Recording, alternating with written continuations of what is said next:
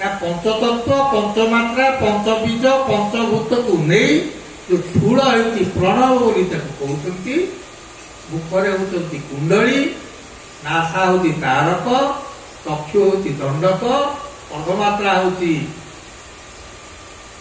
सुदर्शन बिंदुटी होती सिंहासन ये भाव बसी पंचसखा मैंने दर्शन टाक संसार को देले कौन तू केमी पाइबू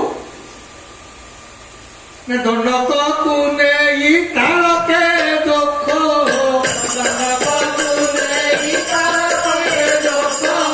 कुंडली मात्रा को तुढ़े ताप कुंडली मात्रा को ताप अधमात्रा द्वार पुलय कर अधमात्रा द्वार पुलय कर बाट पड़ी अति शून्य शिखर कहिल शून्य लगी पियास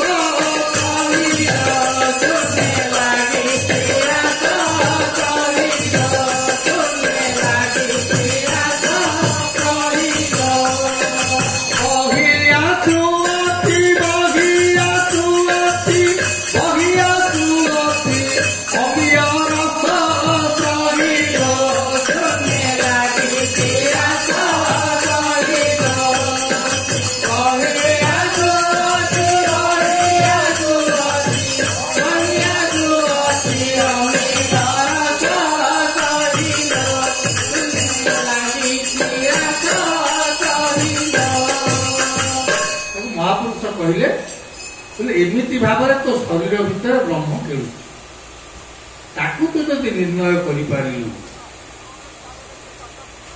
तार महत्वटा को बुझू जीव और परम तत्व ता भीतर मिसिक रही तेणुक से कहते मुख नासा चक्षु कर्ण आम जुग हूँ चारिटा सत्य चेतया द्वापर कलि सत्य जुगरे धर्म को धारण करथिला किए तो बहुत थिले साधु सन्यासी ऋषिमुनि थिले धर्मर धारणा कला किए ना प्रहलाद ब्रह्म को उदय करदेला संभवित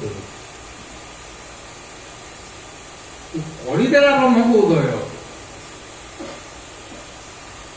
समस्ते देखिले आखिर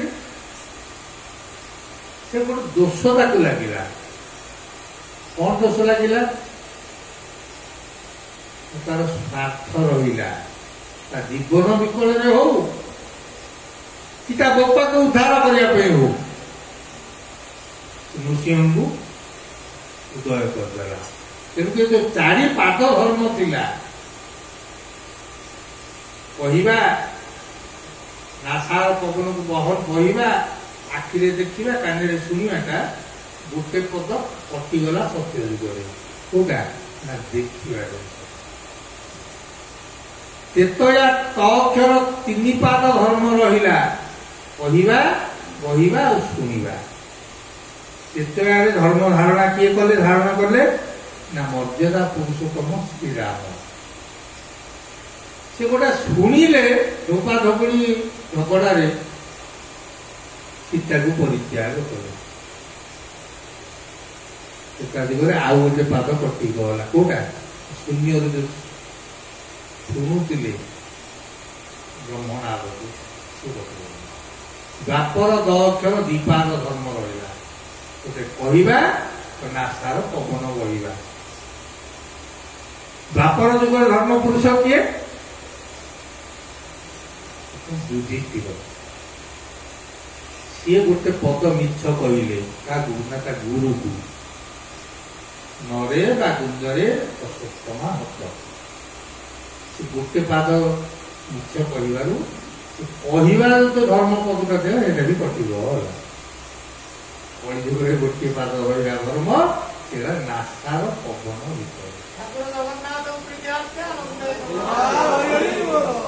महात्मा गांधी कौन कला ତିନିଟା ନାକଡ ବସେଇକି ଗୋଟେ ପାଟିଟାକୁ ବନ୍ଦ କଲା, ଗୋଟେ ଆଖି ବନ୍ଦ କଲା, ଗୋଟେ କାନ ବନ୍ଦ କଲା।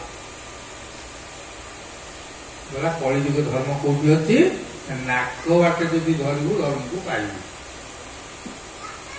କି ନାକ ଭିତରେ ଯୋଉ ଧର୍ମ ଖେଳୁଛି ସିଏ କିଏ? ନା ସିଏ ହଉଛି ଶ୍ରୀମଦ୍ ଭାଗବତ।